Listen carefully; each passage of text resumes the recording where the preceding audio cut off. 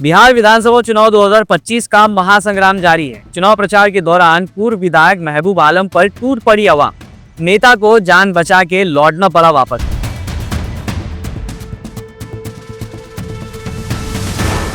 आज बात करेंगे जागती हुई बिहार की आवाम, बिलखुसूस सीमांचल के मुसलमान।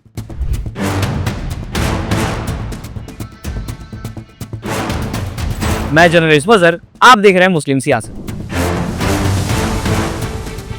बिहार चुनाव के बीच कटिहार जिले से एक बड़ी सियासी खबर सामने आई है, जो पुरानी सियासी तहजीब और नए सियासी हौसले के बीच की तकरार को दिखाती है।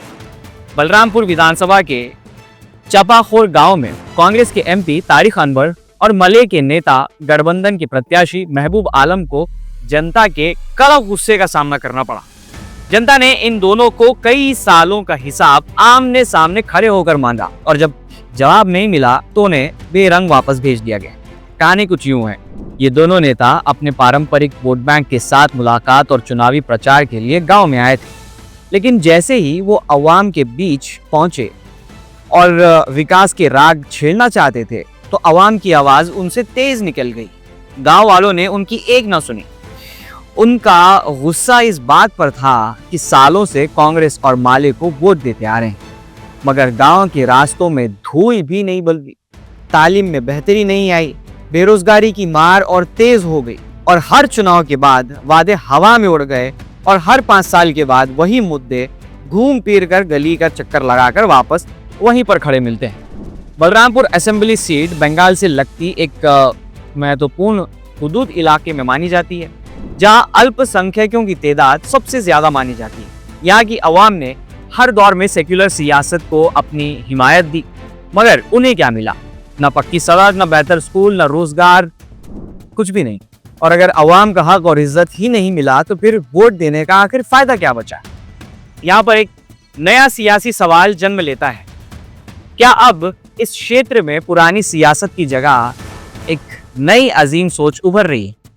ऐसी सियासत जो सिर्फ चुनाव से चुनाव तक ना चले, बल्कि हुकूक के लिए, इज्जत के लिए और जमहूरियत के असलियत के लिए लड़ती नजर आए। ऐसी सियासत जो मजबूर अवाम की नहीं मगर सेल्फ रिस्पेक्ट वाला वोट मांगे। और इस बदलाव के बीच एक नाम अक्सर सुनाई देता है, MIM और उनके उम्मीदवार एडवोकेट आदिल हसन। वो पार्टी जो पिछले कई सालों में अल्पसंख्यक इलाकों की आवाज बनकर उभर रही है। अवाम का तो यही मानना है। MIM ये कहती आई है कि सिर्फ डरा कर वोट लेने वालों को हटाओ और उन्हें लाओ जो मेहनत और ग्राउंड रियलिटी पर सियासत करते हैं और मुसलमानों के, दलितों के और पिछड़ों के हुकूक की पामाली होने से बचाते हैं। ये आवाज बलरामपुर में भी लोगों के दिलो दिमाग से उठ रही है। शायद इसीलिए आज अवाम ने पुरानी नेतागिरी को सवाल के कटघरे में लाकर खड़ा कर दिया है। चापाखोर के लोगों ने एक अहम पैगाम दिया।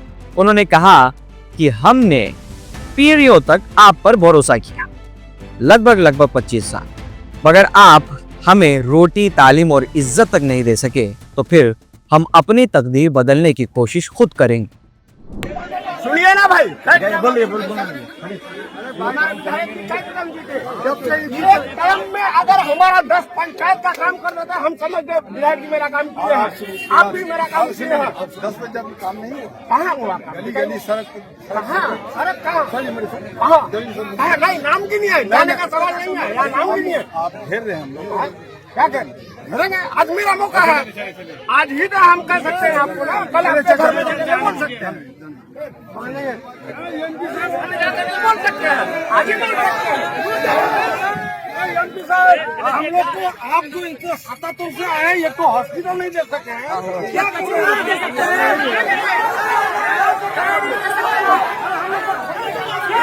मार के भगाना होगा, ऐसे नहीं होगा।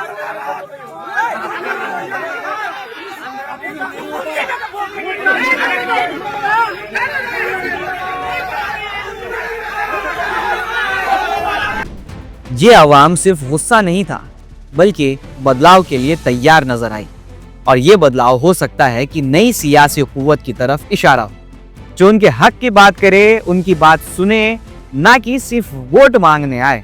आज बलरामपुर की सरगर्म हवा में एक नया जज्बा महसूस होता है, एक जज्बे की अब वोट सिर्फ नाराजगी में नहीं, उम्मीद में दिया जाएगा। एक जज्बा कि अब सियासत जनता को जवाब दे, उन्हें धोखा नहीं। ये तस्वीर बिहार की बदलती सियासत का एक रोशन नक्शा बन सकती है। और अगर बलरामपुर जैसे इलाके की अवाम में ये ताकत दिख रही है तो बहुत मुमकिन है कि इस दफा की सियासत उन लोगों की होगी जो हक की जंग लड़ने आए हैं और जो जमहूरियत को सिर्फ कुर्सी नहीं, अवाम की खिदमत करने का एक जरिया मानते हैं। फैसला अंत में बिहार के या सीमांचल के मतदाताओं के पास ही रहेगा। बहुत जल्द पोलिंग डे आने वाला है, मगर उससे पहले तक आप देख लीजिए कि आपके आसपास क्या हालात चल रहे हैं। पुराने समय में किन चेहरों को आपने मौका दिया, उन चेहरों ने आपके लिए क्या किया, कौन से ऐसे मुद्दे हैं जो हर 5 साल में रिपीट हो रहे हैं, उनका हल नहीं निकलता है, महज आपको एक हिंसा बना के इस्तेमाल किया जा रहा है। इन चीज़ों को समझने परखने के बाद ही अपने जहन में कोई एक नक्शा या एक रोड मैप बनाइए। सीमांचल के मतदाताओं से मेरा सवाल, आप अपनी राय कमेंट सेक्शन में जरूर रखें। वीडियो को शेयर कीजिए ज़्यादा से ज़्यादा ताकि ये खबर, ये पैगाम और लोगों तक पहुंच सके। बाकी अगर मुस्लिम सियासत को अब तक सब्सक्राइब नहीं किया तो कर लीजिए, अगर फेसबुक पे देख रहे हैं तो फॉलो कर लीजिए। बाकी मिलते हैं अगली वीडियो में, किसी नए मुद्दे पर फिर से बात होगी। मैं जर्नलिस्ट फजर, आप देख रहे हैं मुस्लिम सियासत।